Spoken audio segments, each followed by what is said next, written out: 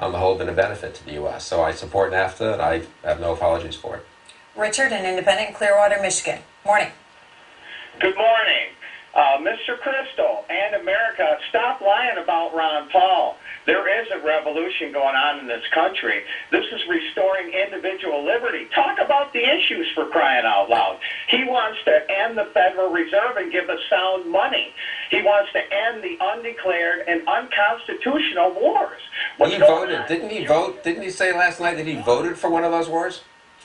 You know, no. Listen to me. He voted for the authority to get bin Laden. That was not the authority to go into Iraq. And besides, don't demagogue the issue. We're talking about personal freedom and liberty. You neocons are done. Go away.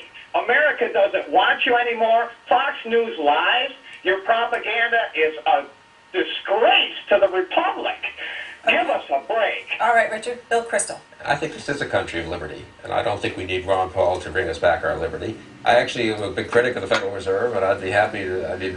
I'm even mildly pro-gold standard, so I'm not one of those who rules out every radical change in economic policy and other forms of policy. And I'm happy to debate foreign policy with Ron Paul and Pat Buchanan and people who agree with him.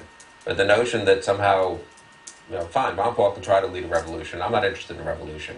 I'm interested in restoring limited constitutional government in a sensible way. I'm also interested in preserving the good things the government does, and I'm interested in preserving a strong U.S. role in the world, which I think is important for ourselves.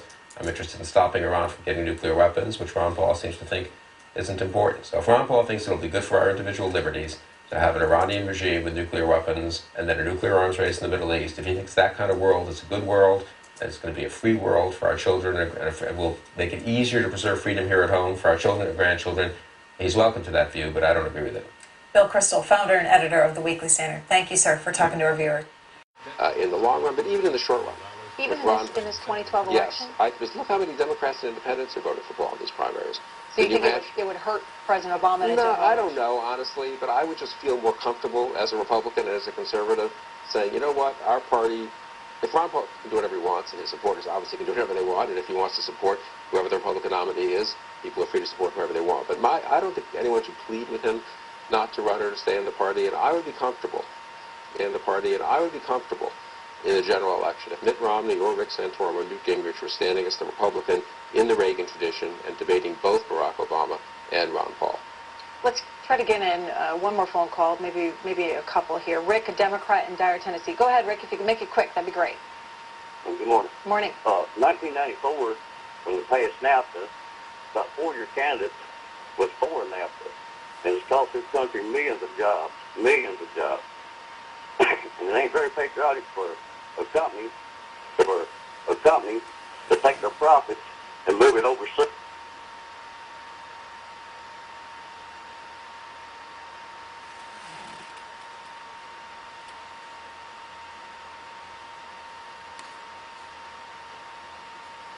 For a company to take their profits and move it overseas.